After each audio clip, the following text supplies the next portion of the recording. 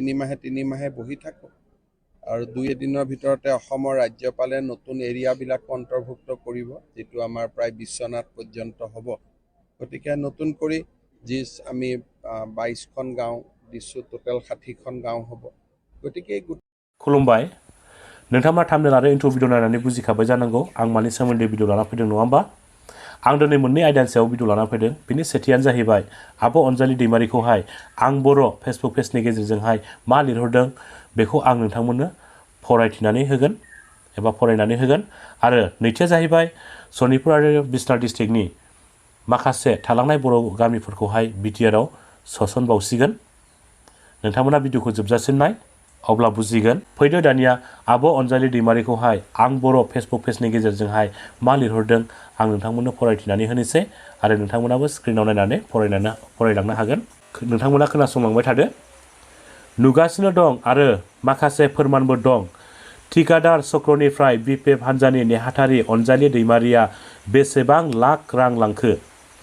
ठिकादारनि सायाव आरटिआइ होनांगौ आरो अनजालि दैमारिया बिदाखौ जेब्ला लोगो हमनो थाङो एक्टरफोरखौ लानानैसो थांबाय थायो नंखाय सुक्ति खालामनो थांबाय थानानै हारिनि मा मोजां मावनो सासेबो दैदेनगिरिफोरजों अनजालि दैमारिया सावराया गावनि गोसो बायदि मावगासिनो दं सानदों नामा ठिकादार चक्रनिफ्राय रां लांब्लानो रन्जन दैमारिया उदां जागोन अनजालि दैमारिया बर'नि दैदेनगिरिफोरजों जेबो सावराया गावखौ रोंगौथि गोनां सानो अनजालि दैमारिया गावनि अहंकारखौ गोजान खालाम जोबथा बुब्लियाव अनजालि दैमारिया बर' हारिनि गेजेराव दावराव दावसि खालामग्रा गराय फाख्रिसो मुं मोनगोन रायजोफोर नोंथांमोनाथ' खोनाखाबाय नङा होमबा जोबथेसालियाव थानाय मानगोनां रन्जन दैमारि सारजों लोगोसे माखासे एनडिएफबि केडार्सफोरखौहाय जोबथेसालिनिफ्राय बोरैहाय उदां खालामनो हागोन एबा बोरैहाय दिरुननो हागोन बिनि राहा लामाखौहाय आब' अनजालि दैमारिया दिनै नागिरगासिनो दङ दिनै बर'नि गासैबो दैदेनगिरिफोरखौ लोगो हमनानै आब' अनजालि दैमारिया दिनै गोबांबार जाबाय सावरायनाया नाथाय आसा खालामदोंमोन गासैबो बर' रायजो राजाफोरजों लोगोसे आब' अनजालि दैमारियाबो बिटिआर एकर्डनि गेजेरजोंहाय मानगोनां रन्जन दैमारि सारजों लोगोसे जोबथेसालियाव थानाय माखासे एनडिएफबि केडार्सफोरा जेलनिफ्राय उदां जागोन होननानै आसा खालामदोंमोन बिटिआर एकर्डनि गेजेरजोंहाय बिथांमोना गगोन होननानै नाथाय दिनै जों खोनानो मोनबाय दिनै जों नुनो मोनबाय बिटिआर एकर्ड जाखांनायनि उनावबो दिनैसिमबो जोबथेसालियाव थानाय मानगोनां रन्जन दैमारि सारजों लोगोसे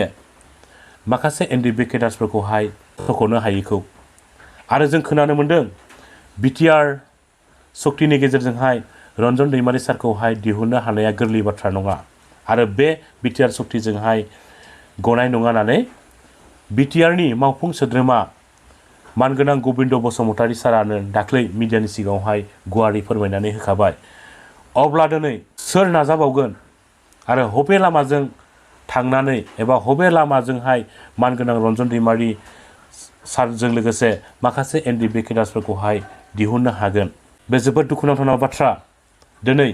बे समावनो आं बर' फेसबुक खुलिग्रा बिथाङा गावनि फेसबुकनि गेजेरजोंहाय आब' अनजालि दैमारिखौ बिदि पस्ट खालामहरनाया बे जोबोद दुखुनांथाव बाथ्रा जादों रायजोफोर बे आं बर' फेसबुकखौहाय सोर खुलिदों बिनि खर'आवहाय मेलेम गैया आरो बिनि देहायावहाय बर'नि थै गैया बियो बर' बिमानिफ्राय जोनोम मोनाखै बियो गुबुन हारिनिफ्रायसो जोनोम जादों रायजोफोर मिथिबायना बिनि खर'आवहाय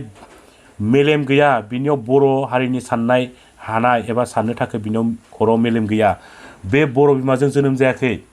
बे जुदि बर' बिमानिफ्राय जोनोम मोननायबा बिनि मोदोमाव जुदि बर'नि थै थानायमोनबा अब्ला बियो बेफोरबायदि आब' अनजालि दैमारिनि सोमोन्दै पस्ट खालामनाय नङामोन एबा लिरहरनाय नङामोन बे जोबोद दुखुनांथाव बाथ्रा जादों बेजों लोगोसे आब' अनजालि दैमारिखौल' बुङाखै बे जाय सोद्रोमाफ्रा रन्जन दैमारि सारखौहाय एबा जाय सोद्रोमाफ्रा रन्जन दैमारि सारखौ लोगो हमनो थाङो बिसोरखौबो गाज्रियै सोंखारिनानै लिरहरनाय जादों बिनिखायनो रायजोफोर आं बर' फेसबुकखौहाय सोर खुलिदों बेखौ हमनानै मोनोब्ला नोंथांमोना मा सानदों आंनि बायदिबाथ' बेखौहाय मोजाङै साजा होनांगौ रायजोफोर जाहाथे बियो मोजाङैनो बुजिनो हायो अब्लासो बुजिगोन बियो बर' हारिया जे मा लामाजों आगान सुरगासिनो दङ बबे लामाजों आवगायलांगासिनो दङ दिनै आं बर'नियाव जुदि थै थानायमोनब्ला एबा आं बर' फेसबुक खुलिग्रानियाव जुदि बर'नि थै थानायमोनब्ला दिनै बियो बिदि बुंनाय नङामोन रायजोफोर बे जोबोद दुखुनांथाव बाथ्रा स' रायजोफोर फैदो आरो गुबुन मोनसे भिडिअआवहाय आरो मोनसे गोजोनथाव खौरां सनितपुर डिस्ट्रिक्ट आरो बिश्वनाथ डिस्ट्रिक्टनि बर' रायजो राजाफोरनि थाखाय साननैसो सिगां सनितपुर डिस्ट्रिक्ट आरो बिश्वनाथ डिस्ट्रिक्टनि गं 47टा गामिखौहाय बिटिआरआव सोसनदोंमोन आरो दा गोदानै बबे गामिया बिटिआरआव सोसनजाबावगोन बिनि लिस्टखौहाय आसामनि रायजो बेंगिरिया साननैसो उनावनो फोसावनानै होसिगोन ना आसामनि गिबि मन्थ्रि डक्टर हेमन्त बिश्व शर्मा सारा मैया मिडियानि सिगाङाव बुङो बे जोबोद गोजोनथाव खौरां नङा होमबा बेसेबा बोसोरनि सिगांनिफ्रायनो सनितपुर डिस्ट्रिक्ट आरो बिश्वनाथ डिस्ट्रिक्टनि बर' रायजो राजाफ्रा बिटिसिआवहाय हाबनो नाजाखादोंमोन नाथाय दिनै बिटिआर एकर्डनि गेजेरजोंहाय बियो मोगथां महर मोनबाय बे जोबोद गोजोनथाव खौरां नङा होमबा रायजोफोर स' रायजोफोर आंनि दिनैनि भिडिअआ बेखिनियानोसै आंनि भिडिअ बुंनायफ्राव माबाफोर गेना गोरोन्थिफोर जादोंब्ला आं सासे बर' फिसा हिसाबै आं नोंथांमोननिफ्राय निमाहा मोनगोन होननानै आं आसा खालामबाय आरो बेजों लोगोसेनो आंनि भिडिअखौ नायनानै मोजां मोनोब्ला नोंथाङा आंनि बे चेनेलखौ साबस्क्राइब खालामना लादो आरो खाथियाव थानाय बेल आइकन नटिफिकेसनखौ अन खालामना लागोन होननानै आं आसा खालामबाय एसेनोसै जै बर' हारिनि